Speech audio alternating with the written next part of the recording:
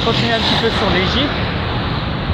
Alors, je vous avais parlé de l'Ancien Empire. Donc, faut oublier que l'histoire égyptienne, c'est déjà pré-dynastique, Ancien Empire après, qui s'étale facilement dans le 3e millénaire avant notre ère. Alors, le 2e ère de notre millénaire, c'est le Nouvel Empire. Puis, dans le 1er millénaire de notre ère, jusqu'à à peu près la conquête d'Alexandre le Grand, c'est le Bas Empire. Après, c'est l'Égypte des Protopléniens. C'est le nom de la dynastie royale. Bon, après, bon, bah, t'as l'Égypte romaine, puis byzantine, puis voilà, l'Égypte fatimide et musulmane. Avant de retrouver un semblant d'indépendance dans le 18e siècle, avec les mouvements malouks. Donc, ce nouvel empire. Alors, qu'est-ce que le nouvel empire? Tu prends l'Égypte comme elle était dans l'ancien empire, avec son organisation politique, son art, ses rites et tout ça, et tu mets le curseur en mode plus. Hein. Encore plus d'ouvrages. Il y a véritablement une littérature égyptienne à l'époque. Les mecs fondent des livres, des classiques, définissent les rapports des hommes avec la vie et la mort. Enfin voilà, quelque chose de... Des ouvrages, on peut lire quelques traductions et c'est très beau, c'est la question du poids de l'âme, de sa pesée, de savoir s'il va dans le monde des vivants, dans le monde de l'au-delà. Politiquement, bon bah, on a des pharaons qui sont encore hyper connus, des Ramsès, on a au niveau de l'architecture des pyramides qui cassent des culs et qui sont encore debout. Et pas debout style coucou comme les Grecs ou c'est en ruine, non. Debout et en étant. Bon, tu vas me dire une pyramide, ça. La forme architecturale des pyramides explique aussi ça de la conservation.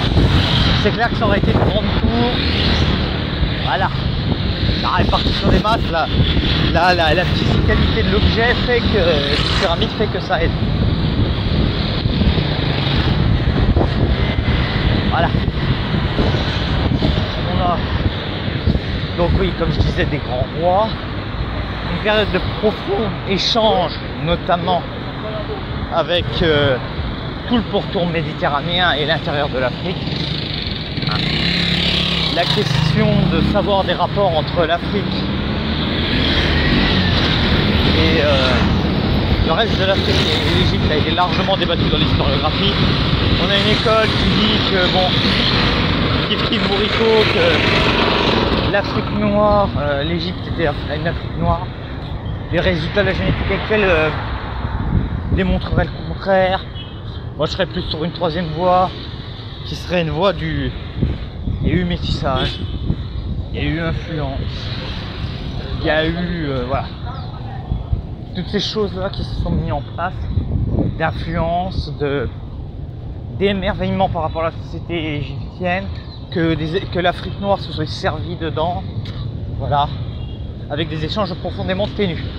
Mais voilà, bon, bah, le nouvel empire va finir comme l'ancien empire, avec des pharaons moyennement inspirés, des révoltes de palais qui vont amener à un bordel sans nom. Je le dis tel quel, un vrai bordel sans nom, qui devrait être très préjudiciable. Et après on va tomber sur une période un peu de diffusion, mais assez rapidement un pharaon va réunifier, parce que c'est toujours comme ça quand il y a un souci en Égypte, c'est le royaume qui se pète la gueule. Voilà. Toujours été comme ça. Là il va y avoir une réunification, un peu comme dans Koh-Lanta, et pouf, ça va redonner un nouvel empire. Faut-il se méfier de la femme africaine? Bon, deux disclaimers avant de commencer. Premièrement, j'affirme et j'aime toujours les femmes africaines, je trouve qu'elles ont un charme particulier, et que deuxio, ces réflexions n'engagent que moi-même et sont portées par une dizaine d'années d'africanisme, d'avoir côtoyé le local. À l'heure actuelle, nous sommes en train de filmer à Lomé. Donc je parle pas dans un bureau à Paris. Donc, déjà, premièrement, c'est déjà péter un mythe. Il n'y a pas un type d'homme ou un type de femme qui est idéal. Tous ont leurs défauts, tous ont leurs qualités, tous ont leurs avantages. Voilà. Donc là j'ai déjà perdu 45 secondes à faire des disclaimers utiles, mais bon. Bon après si ça gueule hein, dans les commentaires ça monte le référencement. Hein. Donc il faut se méfier quand même de vos, en tant que blanc, des relations que vous pouvez avoir avec les femmes ici. Parce que la différence culturelle. Vous allez traiter nous les occidentaux, nous traitons la femme de manière différente. Bon, il y a toujours des gros connards machos, mais bon, la méthode africaine, c'est quand même une méthode assez machiste, polygame, peut-être un peu physique des fois. Enfin voilà, l'homme est l'homme, la femme est la femme, et ces rôles sont définis et sont plutôt secs, même si c'est en évolution, notamment dans les centres urbains, style capitale, qui sont cosmopolites. Vous, en tant qu'occidentaux, vous allez vouloir traiter votre femme d'égal à égal. Vous allez vouloir la traiter comme nous on traite les femmes en Occident. Grave erreur! Parce qu'il y a la façon de faire des Africains et la façon de faire des Occidentaux. Et si vous faites comme les Occidentaux, malheureusement, la plupart vont abuser. Littéralement. Elles vont se permettre des choses qu'elles ne feront pas avec des locaux parce que vous ne les traitez pas comme les locaux les traitent. Deuxièmement, il faut se méfier de la fausse femme traditionnelle. Vous dites, bah, je vais en prendre une au village, un peu tradie, elle va me faire bien bouffer, elle va laver mes slips. Oh, une petite vision un peu machiste. Il faut se méfier de la fausse femme traditionnelle.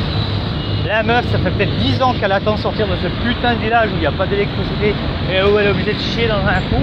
Et une fois qu'elle va être avec le blanc, elle peut, je dis bien elle peut, avoir envie de la belle vie, la dolce vita, avec tout le confort et le luxe. Troisième point, il ne faut pas s'enlever de la tête que si une femme africaine se marie avec un blanc, c'est pour aller en France, au moins une fois, et voir aller chez les blancs. Au moins une fois, c'est obligatoire, mais c'est couru d'avance. Même si c'est qu'une semaine, mais la question viendra sur le tapis à un moment ou à un autre. La question viendra sur le tapis à un moment ou à un autre. Après, il y a peut-être des exceptions, et de toute mon expérience, à chaque fois ça sort sur le tapis. Voilà. L'autre élément, la gestion de l'argent. Certaines femmes africaines sont très dépensières parce que la gestion, parce que quand tu manques de quelque chose et que quelque chose arrive dans ta vie,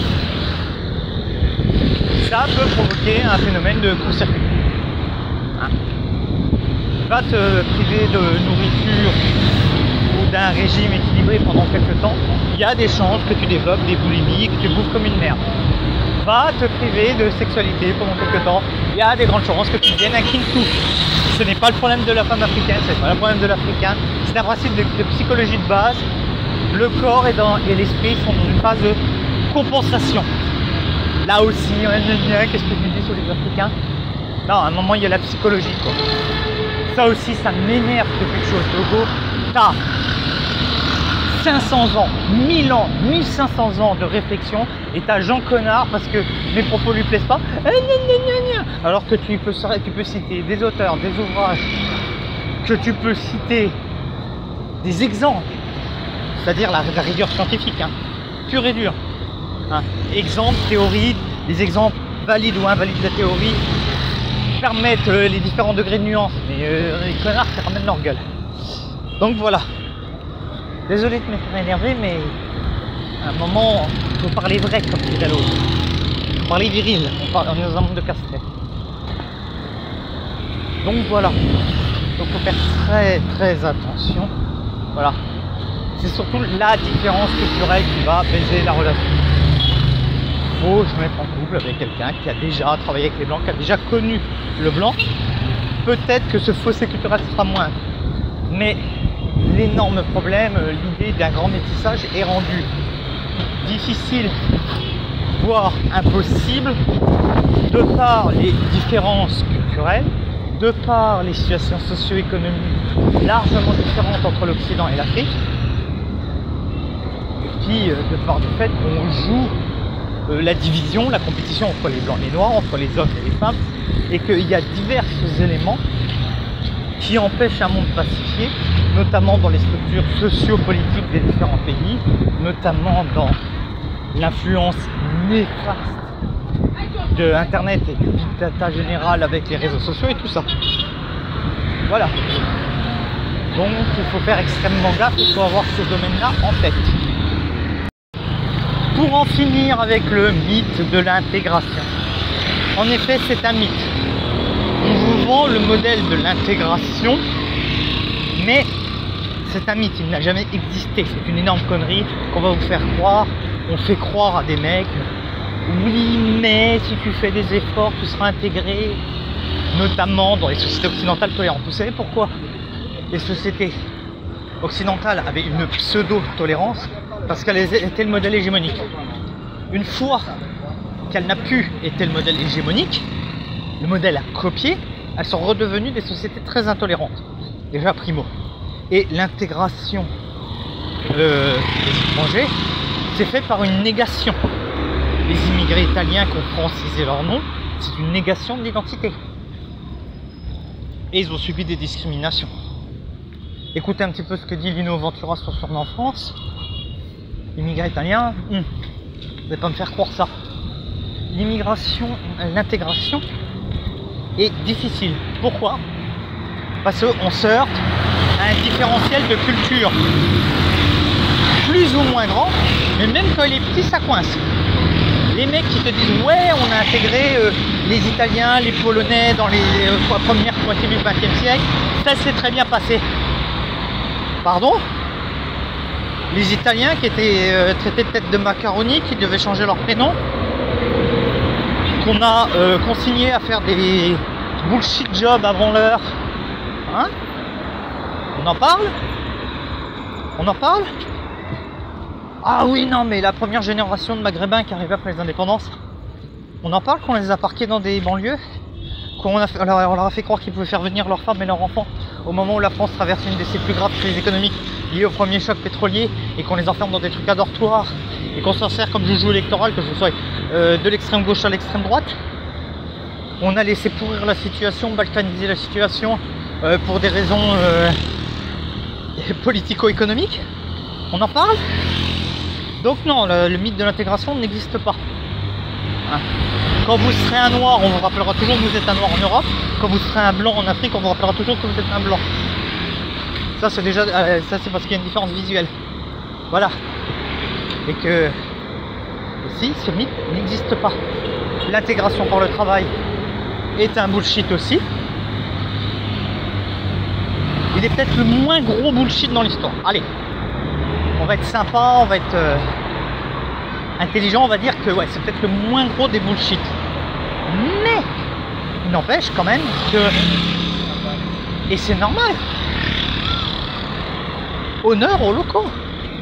Là, le mythe de l'intégration se heurte simplement que l'intégration est un concept artificiel lié à une construction sociale. J'accueille l'autre chez moi, se heurte face au mythe naturel. La protection de moi, l'endogamie qui a toujours été de cours dans le monde animal, à l'époque préhistorique. Vous inquiétez pas que quand Néandertal et Sapiens cohabitaient, ça finissait pas en grosse partout dans la grotte le soir. Hein. Va falloir se calmer les loulous. Hein. Hein? Il y a des exemples, oui, il y a des exceptions, ce qui permet de confirmer cette règle, mais ils sont très rares. Je vous le dis tout de suite, moi. Donc c'est une énorme connerie. Au mieux, une assimilation. Au mieux, ouais, une assimilation, quoi. On reconnaîtra ta valeur, ta bravoure. On te remerciera de faire la merde que les autres ne veulent pas dans leur pays. Je le vois assez en Afrique, des mecs, on les aime bien parce que bon, les yobos, des fois, ils ont épousé des gonzesses qu'on n'arrivait pas foncièrement à marier avec des locaux. Donc ça enlève un poids dans la famille. Tu auras la paix du cœur, ouais, c'est ça. Ouais, quand tu seras africain, ouais, tu auras de la considération, t'es sympa, tu marques des buts pour l'équipe de France, tu fais gagner des compétitions. Ou quand t'es comédien, oh, tu fais marrer les gens. Ah, c'est bien, tu rends bien service à la patrie, mec. Mais ça, voilà. On te remercie pour ce que tu as apporté, mais pas pour l'être humain que tu es. Et c'est ça le mythe de l'intégration, c'est de nier l'être humain. Quand tu veux t'intégrer dans une société, on niera ton humanité. On opprimera plutôt ta fonction ou une approche très ethnocentriste qui est malheureuse. L'intégration, quel concept de merde.